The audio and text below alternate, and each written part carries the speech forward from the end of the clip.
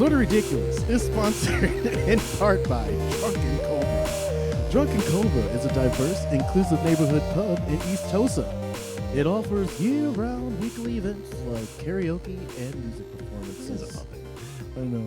Drunken Cobra is located at 6818 West North Avenue. Drunken Cobra. Obey the snake.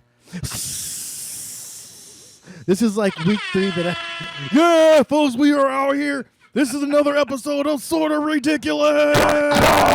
Smash the button. Smash the button. 2 times now, y'all. Let's hear that one more time. Yeah. Loading. We're out here. Loading. If you're not in the house, then you're not in the house. Tonight's the first night with sound effects. Okay, hang on, wait. Oh, it's all good. Hang on, wait for it. All right, do it. Okay, do it again. Which one? Take it. Dun dun dun dun dun. Sorta Ridiculous. Smash the button. Wait, which one's that? That's right. Everything ends in a poot. Okay, sorry. Let's go back to the air horn. Right. Yeah. That's a Get different that app. energy back up See, there. that was sort of ridiculous, but yeah, It pooted out for a second. that was too much. Sock it to me. Okay, there we go. Yeah, so you guys ready SortaRidiculous.com. for another episode of Sorta Ridiculous? .com. That's right. We're calling this one Checking In. Checking in. Check. There's no guests tonight. Check. Turn up my Just a headphones. couple of pals sitting Just around a talking about life. couple of manly guys sitting around slinging words. slinging the schlong and saying, No. That is not what we do. That is not what we do as Sorta Ridiculous. Right, I got that one too. Of course So, you do. with that being said, like I said, this is another episode of Sorta Ridiculous. My name is Darrin. "Hello, Darrin." Hi, Darren. Pleasure to see you. Oh, likewise. And with me, as always, are my co-hosts, Misha Hi, everybody. and Billy Ray. Happy Thursday, River West. All right. That's right, spring into I'm action. thrilled to be here. No, so, dude, it's been very interesting. It's been a very interesting It's time. sort of ridiculous. Yes, it has been sort of ridiculous. So, as you know, Hang I think... on, before we continue, can we call this? We're checking in from the ridiculous verse. I feel like no, the Sortaverse. the Sortaverse. Yes, the Sortaverse. Sortaverse. Yeah, Okay. that's got All right. sense. Yes, Sorry. the Sortaverse. Okay, so how are things in the Sortaverse? Darrin? All right. Actually, it's not. It's sort of ridiculous for sure. So, what would say like the June 13th, whatever week, I think it was that, whatever that week was, started hosting a stand-up open mic at in Tulsa, and it's been really nice. The first week we had 12 comics. The second week we had 15. And then we didn't have anything going on the 4th. And we had 6 because there was a bunch of comedians roasting each other. And then this past week we had 17. I know the thought of a comedian like roast battle. It's awesome. I never heard of this. Comedians in the back getting ready and screwing with each other. I That's just great watched stuff. a roast battle between Kevin Hart and Nick Cannon. Yeah. I saw it I on hear YouTube. those guys are always kind of like on Yeah, each other and for like fun. Kevin Hart's like marginally funny, but I really dislike Nick Cannon. Oh, so no. I'm Okay. like, go for it, because Nick Cannon was spewing. He had he had somebody on his show, and they were starting talking about how Jews control the world or whatever, and I was like, oh, whatever, Oh, screw come you, on. Nick Cannon. So Kevin Hart cut into him. I was like, yeah, go Kevin, get him. So the format of the things where each comedian went one-on-one. They got 5 jokes on each other, right? And then the judges got jokes on them. and then they chose the winners. Like, everyone's in on the joke. Right. All right. And the judges win every time for some reason. Yeah, because they're not being judged. But Well, you're trying that one. But yeah, no. So I was like, that's nuts. That's very fun. So we had 6 people that week. But like I said, this past week we had 17. So I think it's going really well. That's good. You have to figure out, I guess, like where you cap that. You won't run out of time. Oh yeah, for sure. Like as of now, I've given them the set time is up to 5 minutes. Depends, it just depends on how many people there are. This last time we went until what? I think so. We had 17. So it went until roughly like 9:30, whatever. And yeah, good stuff. What's cool about it, what I appreciate about it, is that it's not predominantly comedians. Oh, so it's more of an open mic night. Yeah, it is an open mic. Oh, night. okay. I It thought is. it was, Yeah. I thought it was a comedy night. Oh, I mean open mic comedy night. It's open mic comedy. So stand up. Open mic hyphen or No, No, it's it's an a, open it is mic an open comedy. mic for aspiring Yes. comedians. Oh, but Yes. okay. So But so it wasn't just all com- open but it's open not mic all dash comics. comedy. It's like it is. during the day I'm a podiatrist, but at night I come out and tell jokes. Yeah. So it is geared towards all stand up. Like essentially, it's a stand up open mic. Oh, okay. Which one of the Barron's brothers attends? Am I correct? Yeah, John's like done there we can't Right. get once, into the but yeah, showcase. but yeah, no, but it's been going well, and what's cool, what I like about it is, well, at least as hosting, Yeah. is being able to do a little set each, starting with a set each night, that and How's being your- able to, How's your shaky 15? my shaky. That is a good question. I won't even think my 15 is existent. So we're not. So how much tight material do you have? I had to let her tell you. No, I'm. That's awful. No, I don't know. all three- I'm still consolidating jokes right now. I'm still consolidating jokes and adding onto them. One of my favorites right now is so whoever doesn't know, like I deal with some mental health stuff, so I've only recently gotten less ashamed of picking up meds and stuff like that. True. So now I'm taking in the surrounding. There's this dude that went up to the pharmacy window next to me, like he was going up to the ice cream truck. I was like, I'm here for my tramadol. I was like, it was very interesting to me. He might as well go up there and be like, hey, I'll have the volume, the Adderall, Xanax, and drizzle that in codeine. And put it in a cone. But no, it was very interesting to see. It was like, so now I look at the pharmacy a little bit more different. It's a candy shop. It's a candy shop for addicts. Oh yeah, totally.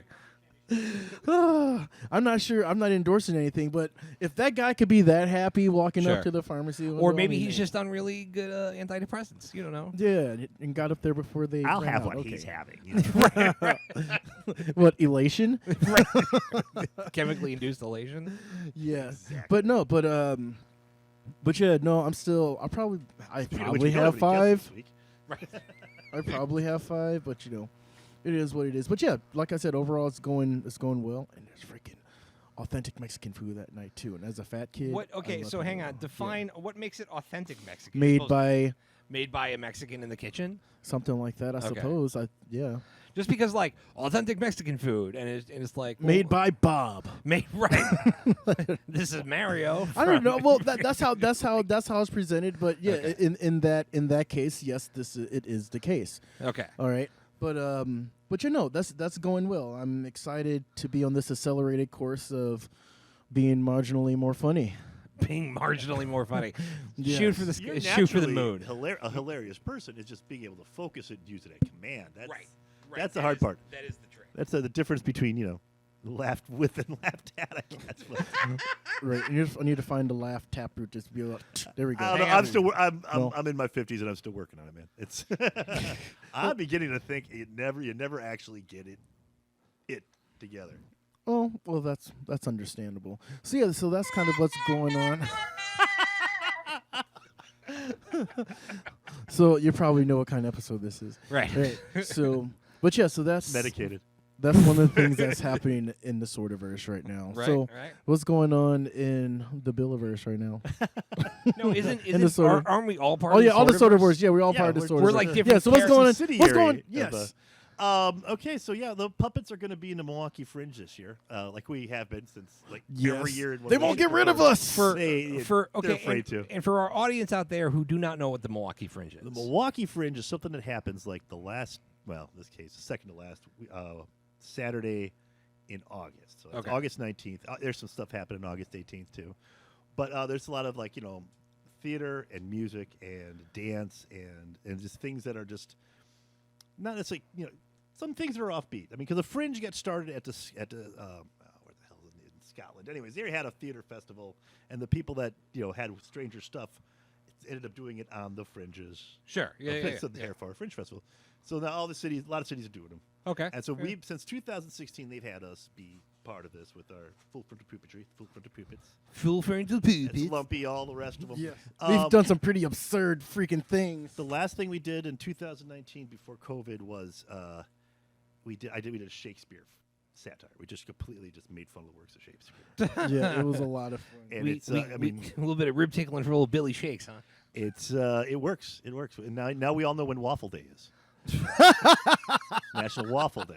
That's right.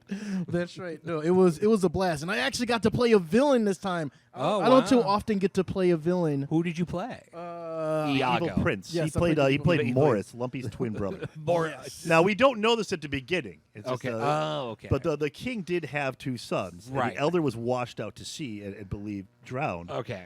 Lumpy is this fool that they found on the very same beach that very same day. Gotcha. Looks a lot like Morris and Okay. Lumpy and Morris. is a fool, but beloved. But All of right. course, loved by everybody. Yes. And well, things are afoot, and of course, Sure. And you're the evil. There's a you're- couple sets of twins. There's zombies wearing butterfly wings because they're Sure. fairies. Yeah. No, I get it. I mean, no. we've got a donkey puppet. We've got a donkey. So we've got like Bottom from Midsummer. So hang on a second. If you have a donkey puppet, if you do a sketch featuring only the donkey, is it a The donkey show? We were gonna do a series, but we could never decide what that was. We actually have two donkeys. I just telegraphed that joke from like 10 miles away. Oh no, we just had that joke in our back pocket. We've been making that joke for In years. our But ass anyways, pocket. COVID happened. Right. Nothing happened in 2021. We did a film. That's when we first. Yeah, you that's and I where. first Yeah, got to I was hang an out. extra. I wasn't an extra. I was, learned a thing or two about the value of good audio in a film type situation. Yep. Which. I get it. Okay, I mean, but there were some good ideas there. Anyway, so now Oh, yeah. we're last year we just had Lumpy around the grounds, just meeting. Oh, right, with your portable. Right. the which- portable portable late night stage, which Yeah, I yeah. haven't busted out yet this summer.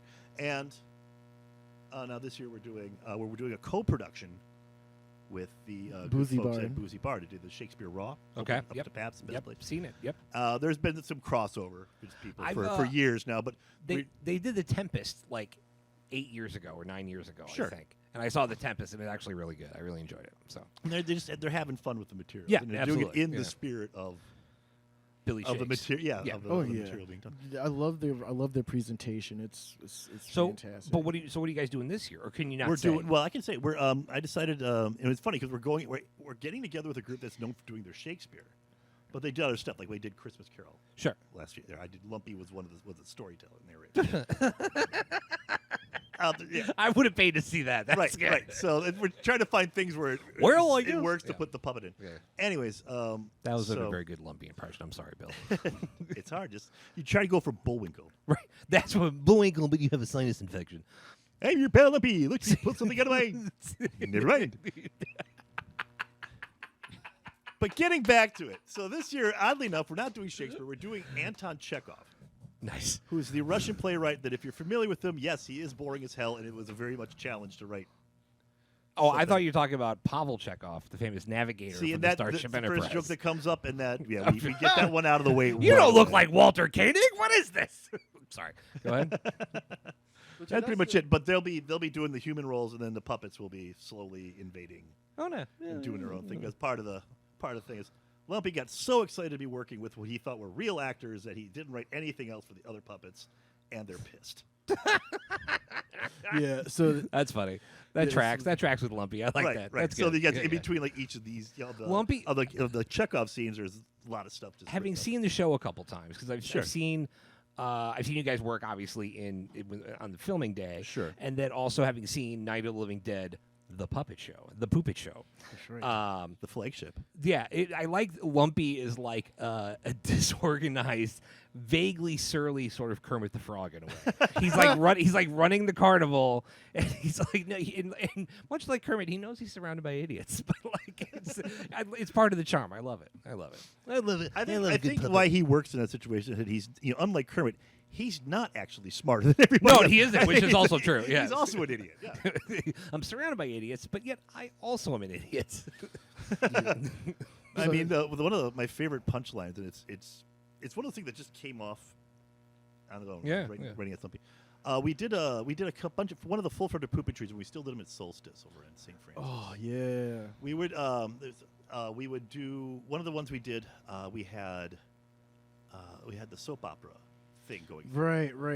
All All the restless days of my young monsters or something. I remember there was a couple of episodes of that. I remember the one where we had not Cookie, Zombie Monster. We had Zombie Monster. Speaking Spanish. Yeah, speaking Spanish. Pre-recorded Spanish by a guy Yes. who couldn't act, who knew the language but couldn't act. But Yeah, no, it was. we called him. It's like, ¿Dónde está la biblioteca? Out of, Allí, yeah. allí. No, it was that wasn't Summer Sellout, was it? Was that I don't remember now. I have But to, yeah, there was like or so many. mixtape or what? No, it was mixtape Mixtape. because that's the one we did with Alice. No, mixtape. was Shane. Okay, then which one did we did? Summer Sellout. It was Summer Sellout because that's the one we did with Alice Wilson. Yes. And she was the nurse in the first one. It was starts with paging Lumpy, paging brilliant Dr. Lumpy will come to the ironic reveal room. So there's a puppet with their head, wrapped in bandages, and so we needed a nurse to unravel it. And so it gives the whole spiel about this is plastic surgery. It's not we don't know, we can't do magic. We just try to rebuild you. And then you get all the bandages off, and it's just a hand, which looks at itself in a mirror and begins to scream. And Lumpy's reply at that is like, "Oh, guess I better go back to medical school." And he just kind of bounces off. Yeah, I'm really excited to be doing like the interstitial bits. Like some variation of full frontal, like being able to dust off like dust off the pens, do some writing. It's like, oh yes, it's like loading. Like, okay, here we go. Yes, how many fart jokes can I like put into this? How many fart jokes can we cram into this puppet Well, show? it's funny. Making fun of Chekhov is actually kind of how I got the ball rolling on the puppet group. Yeah, Because my first semester when I returned to college, I took a directing class. And there was a couple people, Liz and Josh was around me, wasn't in the class. Anyways, taking this class, and the final was you can do a cutting, which is just do a 5 or 10 minute version of one of two plays. And one was called The Baltimore Wall, which is about the stages of death, and that breaks down real easy. Well, that sounds happy. And the other one was Seagull by Anton Chekhov. Ah, Now, yes. Nary a I'm seagull not in a sight. fan. I've seen it done well, so I mean, I'm not saying it's bad. I just say it just drives me up the wall. Fair yeah, I'm not familiar with either. But the other one, I started reading all this depressing stuff, with the, Yeah. look at that as a knee slapper. Then Yeah. treating them as punchlines, I enjoyed it a lot more, and I realized I found my hook. So I do this, project, and I do it as a 5-minute parody of Anton Chekhov. Huh. And does the gun go off by the end of the play? He walks off stage and shoots himself. Yeah, That's what he does. because it's Chekhov. Yeah. Wait, so The okay, seagull from that bit will be making an appearance in the. I actually wrote some of the stuff in there. okay. So I have a question about this. You said Anton Chekhov, right? Anton Okay. Chekhov. Okay, so is Chekhov's gun in relation to just one of his plays, or are there like a bunch of them that It was has something. this It was sort something of he thing? said. He says that it basically they use the gun as the example. The gun- the The gun- lesson is anything you bring out in the first act and go, hey, here's a thing. Mhm. You need to be going back to that thing at some point. All right, so the is that gun- something that's The gun was originally from the orchard, right? Was it from the? He's got a lot of just people waving guns around for Okay. no reason in his play. Not even like standoff or assault, Right, but just the shooting axiom into is the air. about if the gun is sitting on the mantle in Act 1, you know that it's going to be fired by the end of Act Act 3. Yeah, that's Right, become okay, like okay. the accepted. Yeah. That's Right. like the Okay. 15 minutes of fame thing. It's been Right. shortened to this. Right, condensed. it's the Oh, yeah, colloquial. yeah, it's the yeah, colloquial yeah. version of the principle. so all that's associated with his With sort of- Anton Chekhov, Okie dokie. Yeah, because I never. Well, I mean, he was. some I mean, quick- he was a game changer. It's one of those things. I'm not necessarily into his work, but I have a lot of respect for like what he did. Mhm. Kind of like the Grateful Dead that way. Like, they're good. They're good. Hey, they're man, solid. wait, hold on a second. band, Don't, but are you they're- knocking the dead? Uh-oh. I'm knocking the noodling. It's the best part of the dead. Whatever. All Oh right, no! I It don't looks have- like something's I don't have shaking on patience. Shakedown Street. Yeah, something's going to get real shaken down here at Shakedown Street. That's the only song I know. No, it's, That's a good one. I mean, Or I disco get tune, it. yeah. I get it. Like, I like the dead when they're live, and this is so. So I'm saying cliche. I get Yeah. it too because Yeah. I used to have a roommate who pointed out, like we sat and listened, and he's Yeah. pointing out what's going on. Oh, Yeah. they're kind of fighting back and forth of where the show's going to go next. Yeah. And I'm like, okay, that's cool. But now that I know Yeah. that, But also, when you listen to their studio albums, it's a completely different band. They're Okay. a folk band or they're a country band, depending on how they were feeling when they were doing that. recorded whatever. Yeah. But I'm a Dead fan. I'm not like a Deadhead, but I am a fan of the Dead. Like, although this nonsense with John Mayer, poppycock. Nonsense with John Mayer. Wait, So what is- okay, okay. so the Dead has been touring again as Dead and Company. Okay. Uh-huh. Okay. Yeah. I Now heard. Jerry died in 96, 94. Jerry's not dead, man. Yeah, he's but yeah, he's on the he's same been gone island for a as while. Jim Morrison. No, so the Dead was like, Jerry's dead. We're not gonna play. We can't play without Jerry Garcia. And then like 5 years ago, 10 years ago, they decided to get back together finally because all the other members were still touring in different permutations and still playing Doing great Dead songs. doing and- Dead songs. So they like, oh, we're gonna get the band back together. But so first they had Trey Anastasio from Fish, who I am not a Fish fan, but I like Trey's playing. I think Trey's a great guitar player. Yeah, he's insanely big music theory nerd, like, and it comes across as playing. But as a guitar player, I like Trey. He does some cool stuff. But then he had commitments with Fish, so they're like, oh, who are we gonna get to play guitar now? And then they got John frickin' Mayer, which is like Well, they keep trying to introduce him as a guitar player. I was like, no, he's Now, a pop singer. No, okay. So here's the thing. Okay, the first time I saw John Mayer play on TV, he was playing with Buddy Guy as part of some blues heritage thing on okay. PBS. John Mayer can play. Okay, so he's got the chops. Yeah, You just yeah, he's got most of us haven't heard him. Right. He's Okay. got a lot of chops. But my beef with John Mayer runs twofold. Is A, John Mayer is a self-aggrandizing, obnoxious twit. And speaking as a self-aggrandizing, obnoxious twit, let me assure you that this man is significantly worse than most people you're going to meet. He did a very famous interview with Rolling Stone called "The Lonely Heart and Dirty Mind of John Mayer," where he basically said a lot of very inflammatory, self-aggrandizing Oh, things. I do remember. Yeah. This made a big deal when it happened. And I read the interview, be like, look, the guy can play with Buddy Guy. How bad can it be? And then I read the interview, and I'm like, this guy should be wiped from the earth. Oh man, Yeah, it was terrible. look And, this one up. and then, oh yeah, oh my God, yeah. Like and a lot of the stuff he's said over the years has been just completely freaking bananas, and like, and then on top of that, he's also, for being as gifted of a musician as he is, his work, which should speak for itself. Like any artist, your output, your creative output, is your legacy. That's who you are. John Mayer writes crap. John Mayer releases crap. And I gave a lot of it a fair shake. Okay, the trio album he did with He Steve said Jordan. to me condescendingly. The trio album he did with Pino Palladino on bass and Steve Jordan on drums is good. There's some good bits in there. Some Just really for the fact that one of them is named Pino Pino Palladino. He's a very famous bass player. Oh, but he plays bass now with the Who, amongst other people. Okay. But I just the tried trio looking for album the is the trio album is really good. But the majority of his original material is crap with a capital K because it doesn't deserve a C. That's how bad it is. deserves to be later in the alphabetizing. Yeah, it's otherwise, crap yes. with a K. So You can spell crap with a Z. craps. So then, okay, so dude can play, but he writes garbage.